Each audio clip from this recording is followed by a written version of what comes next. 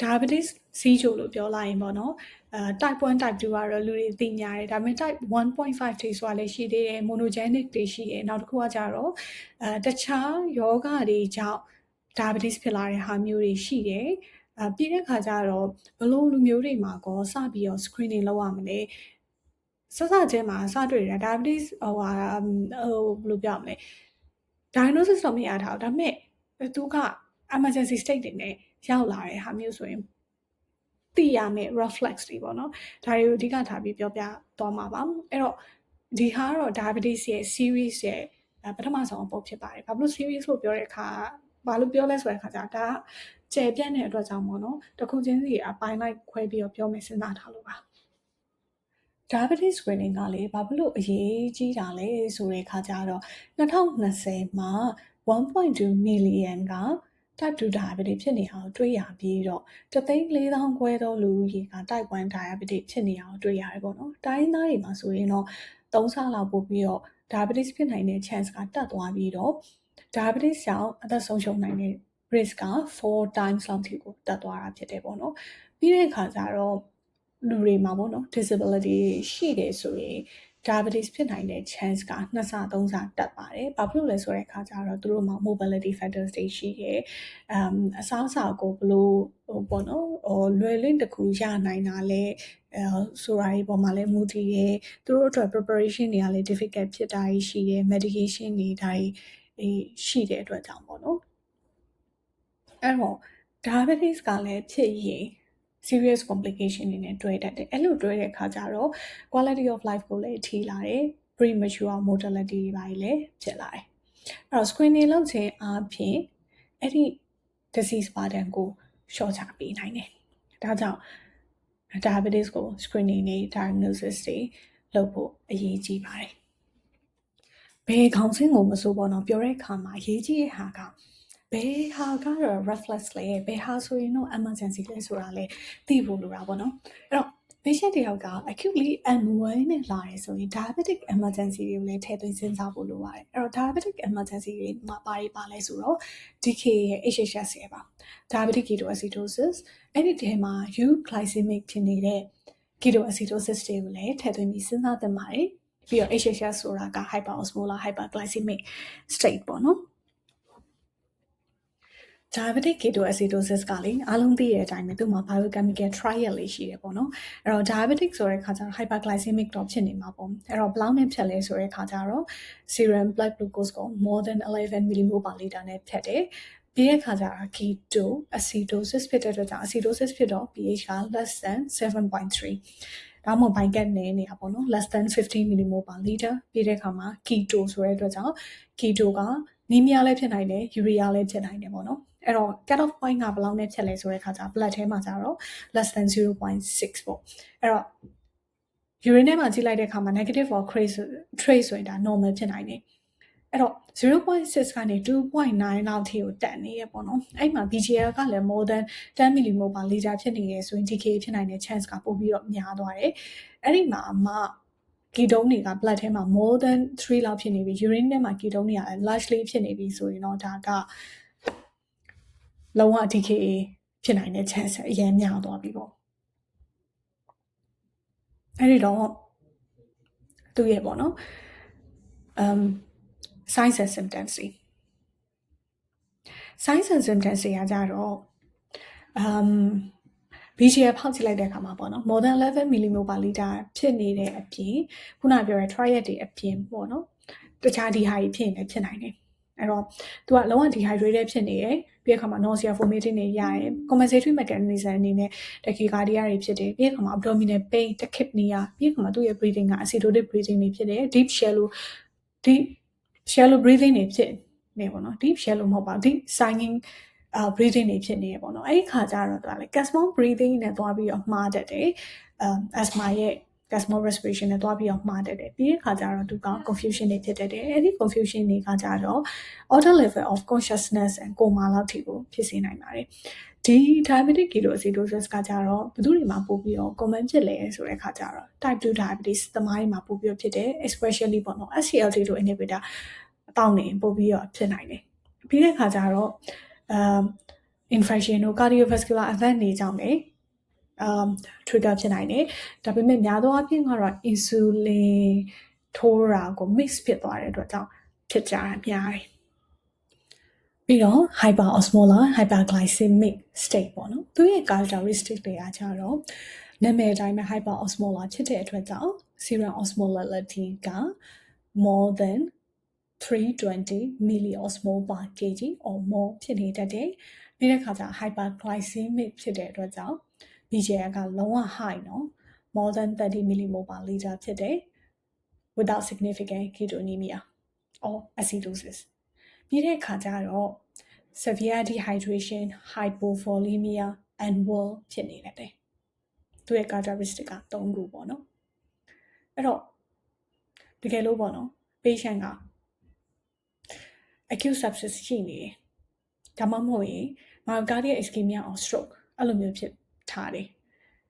ဒါမှမဟုတ်ရင် renal dysfunction ရှိတဲ့ patient မှာ type 2 DM မှာတွဲနေတယ်ဆိုရင်အဲ့ဒီ HHS ကပို့ပြီးတော့ common ဖြစ်တဲ့ older people တွေကိုလည်း affect ဖြစ်လေရှိတယ်ပြီးတော့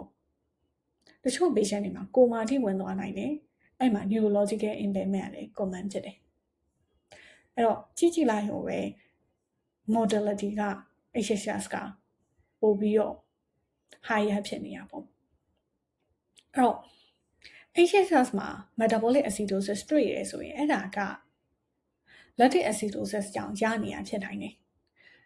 ထားပါတော့ sepsis ကြောင့်ပဲဖြစ်ဒါမှမဟုတ်တခြား renal impairment တွေကြောင့်ဖြစ်နိုင်တယ်အဲ့တော့အဲ့လိုပြောပေမဲ့ HHS နဲ့ DKA နဲ့ကလေ mixed clinical picture နဲ့လည်းဖြစ်နေနိုင်တယ် ketoacidosis တွေရော hyperosmolar state တွေရောအဲ့တော့ဘာလို့ပေါ့နော် screening and diagnosis ပြောနေတဲ့အချိန်မှာဘာလို့ဒီဟာတွေပြောလဲဆိုတဲ့အခါကျတော့အရင်ဆုံးအနေနဲ့တော့ red flag ကိုသိရင်တော့ပိုကောင်းတယ်လို့ခံစားရလို့ပါတကယ်ပြောရမယ့်ကောင်းစိတ်ရောက်ပြီပေါ့နော်အဲ့တော့ဘလို့လူတွေမှာ screening လုပ်ရမှာလဲဆိုတဲ့အခါကျတော့အသက်40နဲ့အထက်ဖြစ်တယ် overweight or obese ဖြစ်တယ်ပြီးတော့အသက်နဲ့မဖြတ်ဘူး patient တွေကိုတိုင်းကြည့်လိုက်တဲ့အခါမှာ impaired glucose tolerance တက်ဒါမှမဟုတ်ရင် impaired fasting glucose ဖြစ်နေတယ်ပြီးတော့အသက်နဲ့လည်းမဖြတ်ဘူး BMI နဲ့လည်းမဖြတ်ဘူးမိသားစုတွေမှာအထူးသဖြင့် fast degree relative တွေမှာ diabetes ရှိတယ်ဒီအခါမှာ high risk race or ethnicity ရှိတယ်ပြီးတဲ့အခါမှာpatient တွေမှာ previous ပေါ့နော် cardiovascular event တွေဖြစ်ဖူးတယ် overweight or obese ဖြစ်ပြီးတော့တခြားပေါ့နော် additional risk condition တွေရှိတယ်ပြောချင်တာ hypertension တွေ dyslipidemia တွေဒါမျိုးတွေရှိတယ်ပြီးတဲ့အခါကျတော့အမျိုးသမီးမှာ gestational diabetes တွေဖြစ်ဖူးတယ်အမျိုးသမီးတွေမှာ PMOS ရှိထားတယ်လူတွေပြီးတဲ့အခါကျတော့ antipsychotic drugs တွေတောက်ထားတဲ့လူမျိုးတွေပြီးတဲ့အခါမှာ Australian type 2 diabetes risk assessment 2ဆိုတာရှိတယ်အဲ့ဒီ2နဲ့ပေါ့နော်တိုင်းကြည့်လိုက်တော့ more than or equal to 12ဖြစ်နေတဲ့လူမျိုးတွေဆိုရင်တော့ screening စလုပ်တင်ပါတယ်အဲ့တော့အဲ့ဒီထဲမှာပေါ့နော်တိုင်းရင်းသားတွေဆိုရင်တော့ age of 10 years တဲ့ဒါမှမဟုတ်ရင် onset of puberty စတယ်ဟိုကဘယ်ဟာအရင်စပေါ့နော်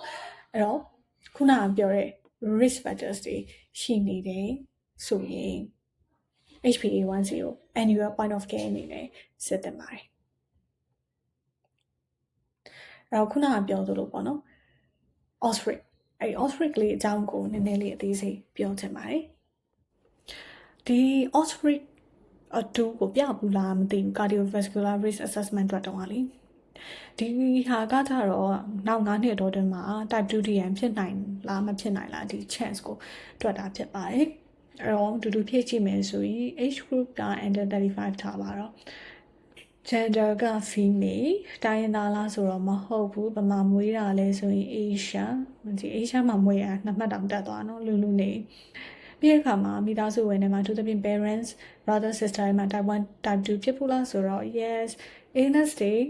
နောက်မှ pregnancy တောင်မှ health examination မှာ high blood glucose တွေပါဖြစ်ခဲ့ဘူးလားဆိုရင် no blood pressure အတွက် medication တောင်းနေလားဆိုရင် no secret တောင်းလားဆိုရင် no allow vegetable fruit စားဖြစ်လဲဆိုရင် not every day physical activity လုပ်လားဆိုတော့လုပ်တယ် waist measurement ကပြီးတော့80 cm လောက်ထားပါတော့ အဲ့ဒါဆိုရင် submit လုပ်လိုက်တဲ့အခါမှာ oh my god အဲ့ဒါဆိုရင်မှာ7မှတ်တောင်ဟွာဖြစ်နေ7မှတ်ဆိုရင်ဒါက intermediate risk ထဲမှာပါနေပြီ12 to 15လောက်ဆိုရင်ဒါ high risk တောင်ဖြစ်သွားပြီ patient မှာ diabetes ရှိနိုင်တယ်လို့ထင်ရင်ဘယ်လို screening တွေလုပ်ရမလဲဆိုတဲ့အခါကျတော့ blood glucose ကိုဖောက်လို့ရတယ် fasting random အဲ့တော့ fasting တွေ random နေမှာ abnormal ဖြစ်တယ်လို့ထင်နေဆိုရင် oral glucose tolerance test ကိုလုပ်လို့ရတယ်ဒါပေမဲ့အဲ့ဒါ diabetes အတွက် diagnostic မဖြစ်ဘူးเนาะပြီးတဲ့အခါကျတော့ HbA1c ဖောက်လို့ရပါတယ်ဒါပေမဲ့လေ HbA1c မှာ disadvantage တွေလည်းရှိသလိုကောင်းတဲ့ချက်တွေလည်းရှိတယ် HbA1c ဖောက်ဖို့အတွက်ဆိုလူနာက fasting လုပ်စရာမလိုဘူးဒါပေမဲ့သူ့ရဲ့ pitfall တွေရှိတယ်HbA1c က RBC မှာကတ်နေတဲ့ glucose ကိုတိုင်းတာဖြစ်တဲ့အတွက်ကြောင့် RBC ရဲ့ lifespan ပေါ်မှာမူတည်ပြီးတော့ effect တွေရှိတာပေါ့အဲ့တော့ RBC lifespan တိုးရင်glucose က accumulate လုပ်နိုင်တဲ့အချိန်ကလုံလောက်စွာမရှိတဲ့အခါကျတော့အဲ့ချိန်ကျရင် HbA1c တွေက falsely low တွေဖြစ်ကုန်အောင်အဲ့ဒါတွေကဘယ်လို condition တွေလဲဆိုတော့ hemolytic anemia chronic kidney disease severe liver disease anemia or chronic disease တွေ regular blood donation or phlebotomy လုပ်နေတဲ့အခြေအနေတွေပေါ့ဒါပေမဲ့ B12 နဲ့ folic acid ကတော့အငင်းပွားစရာရှိတာပေါ့နော်တချို့ test book တွေ laboratory တွေကကြတော့အဲ့ B12 နဲ့ folic deficiency ဖြစ်ရင် HbA1c က falsely increase ဖြစ်နိုင်တယ်ဘာဖြစ်လို့လဲဆိုတဲ့အခါကျတော့ ineffective erythropoiesis ဖြစ်တဲ့အခါကျတော့တကယ်တော့ circulating ဖြစ်နေတဲ့ RBC တွေကအသက်တွေကြီးကုန်ပြီပုံမှန်120ဒီလောက်ဆိုသူက150ဒီလောက်နေဖြစ်နေတဲ့အခါကျတော့အဲ့မှာ HbA1c တွေကတက်နေတာပေါ့နော်ဒါပေမဲ့ပေါ့နော်လုံးဝ severe megaloblastic anemia တွေဖြစ်တယ်ဆိုရင်တော့ HbA1c က unreliable ဖြစ်သွားတယ်ဘာဖြစ်လို့လဲဆိုတဲ့အခါကျတော့ineffective erythropoiesis တွေလည်းဖြစ်တယ်လို့ abnormal RBC တွေလည်းသွားပြီးတော့ distraction ဖြစ်တဲ့အတွက်ကြောင့် HbA1c ကကျသွားတာမျိုးဆိုပြီးတော့အဲ့လိုမျိုးပြောကြတယ်ပေါ့နော်နောက်တစ်ခုက iron deficiency မှာကျတော့ဘာဖြစ်လို့တက်တာလဲဆိုတဲ့အခါကျတော့ iron နဲ့တော့ new RBC တွေကတိတ်မဖြစ်တော့ဒါပေမဲ့ older average RBC တွေဖြစ်တဲ့အခါကျတော့ပို့ပြီးတော့ glycation တွေဖြစ်တယ်အဲ့တော့ HbA1c က increases ဖြစ်တယ်ပြီးတော့ non enzymatic glycation ဆိုတာဘယ်လိုမျိုးပြောရလဲဆိုတော့ glucose က hemoglobin ကိုသွားပြီးတော့ကန်တယ်အဲ့တော့ higher glucose ဖြစ်ရင် more glycation ဖြစ်တယ် higher HbA1c ဖြစ်တယ်နောက်တစ်ခုက hemoglobinopathy တွေအဲ့ဒါမျိုးတွေကကြတော့ HbA1c ကိုနှစ်မျိုးတက်ရောက်နိုင်တယ် hemoglobinopathy ဖြစ်တဲ့အတွက်ကြောင့် RBC တွေကိုစောစောစီးစီးdestroy ခံလိုက်ရတဲ့အခါကျတော့အဲ့ခါမှာ HbA1c တွေကကျသွားတယ်အဲ့တော့ laboratory interference တွေအဲ့တော့ hemoglobin က structurally abnormal ဖြစ်တယ်ဆိုရင် HbA1c တွေကို overestimate or underestimate ဖြစ်နိုင်တဲ့အတွက်ကြောင့်အဲ့ဒီ result တွေမှာ falsely high falsely low ဒါမှမဟုတ်ရင် unreliable တွေဖြစ်သွားနိုင်တယ် investigation တွေလုပ်ပြီးသွားပြီဆိုရင်အဲ့ဒီ investigation တွေ interpret လုပ်ရမှာပေါ့နော်အဲ့တော့ normal glucose tolerance လားဒါမှမဟုတ်ရင် pre-diabetes ဖြစ်နေရလား diabetes ဖြစ်နေရလားအဲ့ဒါကကြတော့နံပါတ်တွေဆိုတော့မရွတ်ပြတော့ပေါ့နော်ဒါပေမဲ့လည်း diabetes အကြောင်းလေးတော့ပြောချင်တယ်တကယ်လို့ပေါ့နော်သွေးဖောက်လိုက်တဲ့အခါမှာ fasting က more than or equal to 7 random က more than or equal to 11.1 millimole per liter ဖြစ်တယ် patient က symptomatic ဖြစ်နေတယ် symptomatic ဆိုတာဘာလဲဆိုတဲ့အခါကျတော့ hyperglycemic signs and symptoms တွေပေါ်နေတယ်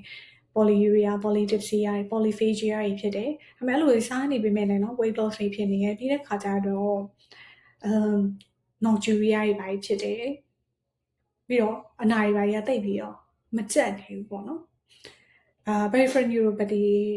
တွေ့နေရတယ်ပြီးတဲ့အခါမှာ vision တွေ alter တွေဖြစ်လာတယ်ပေါ့နော်နောက်တစ်ချက်ကကျတော့ insulin resistance signs and symptoms တွေအဲ့ဒါကြတော့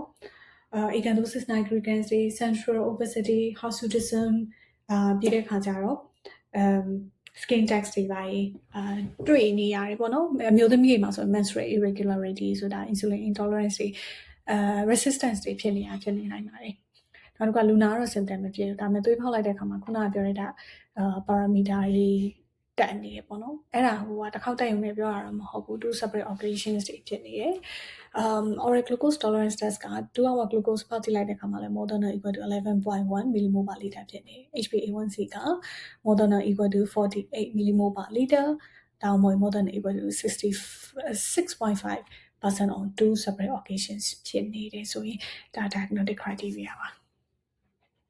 insulin က subtype တွေပြန်ခွဲတယ်ပေါ့နော် type 2တို့ type 1တို့ type 1.5 monogenic ဒီအခါမှာsecondary causes တွေရှိရပေါ့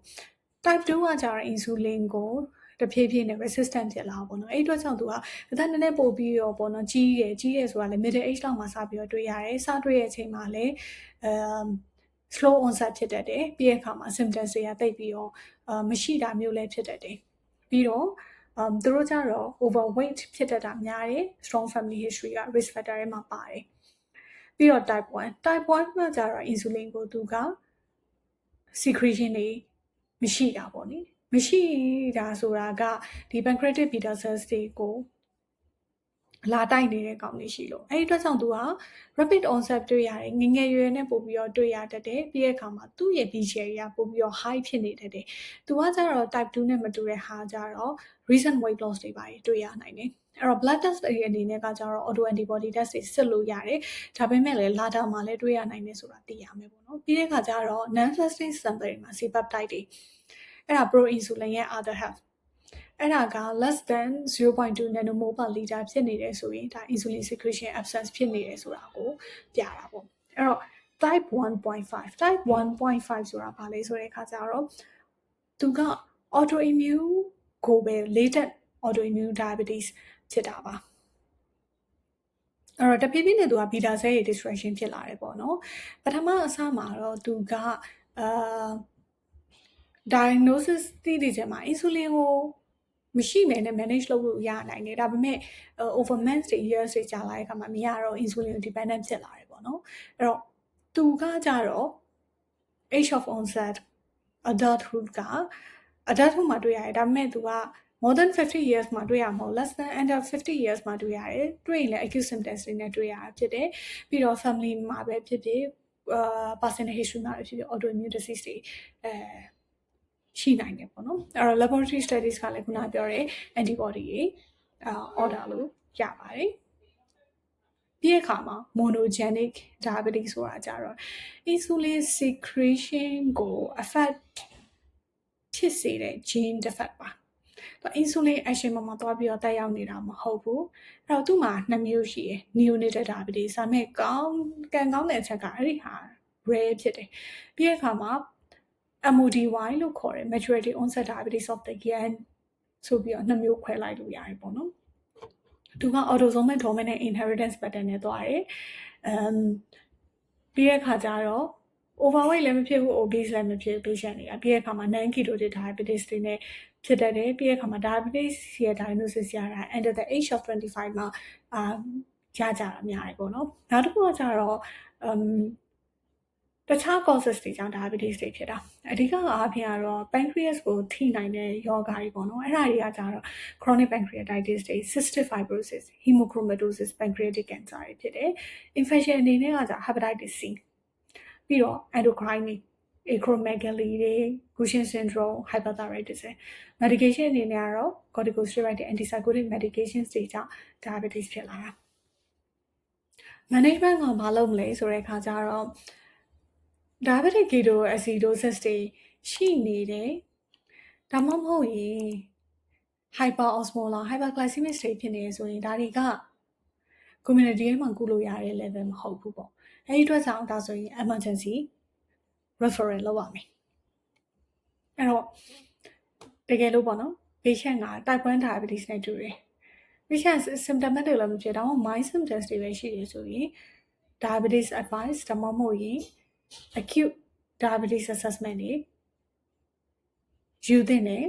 ပြီးတဲ့အခါကျတော့အဲ့ဒီပေါ့နော် diabetes service တွေကနေပြီးတော့24နာရီအတော်အတွင်းကြည့်ခိုင်းရမယ်တကယ်လို့ပေါ့နော် latent autoimmune diabetes or adults လို့ထင်တယ် monogenic diabetes လို့ထင်တယ်ဆိုရင် non acute diabetes assessment တွေတောင်းခံသင့်ပါတယ် okay type 1 DM ဆိုဘာလို့မှလဲ type 2 DM ဆိုဘာလို့မှလဲ diabetes in pregnancy ဘာလို့မှလဲ pre diabetes အခြေအနေဆိုရင်ကောဘာလို့မှလဲလို့ဆိုရင်ကတော့သက်ဆိုင်ရာ topic လေးတွေကျတဝင်းပြောသွားမှာဖြစ်ပါတယ် okay ဟိုလည်းမရဘူးဒီလည်းမရဘူးပေါ့နော် diagnostic criteria တွေလည်း match မဖြစ်နေဘူးဒါပေမဲ့သူက high risk ဖြစ်နေတယ်ဆိုရင် blood test ကို annually ဖောက်ပါပြီးတဲ့အခါမှာOstrich cruise တွေကိုအသက်40နဲ့အထက်ဆိုရင်3နှစ်တစ်ချိန်လောက်လုပ်ပါတိုင်းသားတွေဆိုရင်တော့ more than 18 years ဆိုရင်အဲ့လိုမျိုး Ostrich risk assessment တွေလုပ်ပေးပါဒီခေါင်းစဉ်လေးကတော့ပေါ့ပေါ့ပါပါပါပဲဘာလဲဆိုတဲ့ခါကျတော့ဘလို့လူမျိုးတွေမှာ screening တွေလုပ်ရမလဲပြီးတဲ့အခါမှာ screening တွေရဲ့ပေါ့နော်လုပ်ပြီးတော့အဲ့ဒါတွေ interpret ဘယ်လိုလုပ်ရမလဲ type တွေကဘာတွေရှိလဲreferral pathway တွေကဘာတွေလဲဆိုတာကိုအဓိကထားပြီးပြောသွားဖြစ်ပါတယ်နောက် topic ကတော့ pre diabetes အကြောင်းကိုပြောမယ်စဉ်းစားထားပါတယ် bye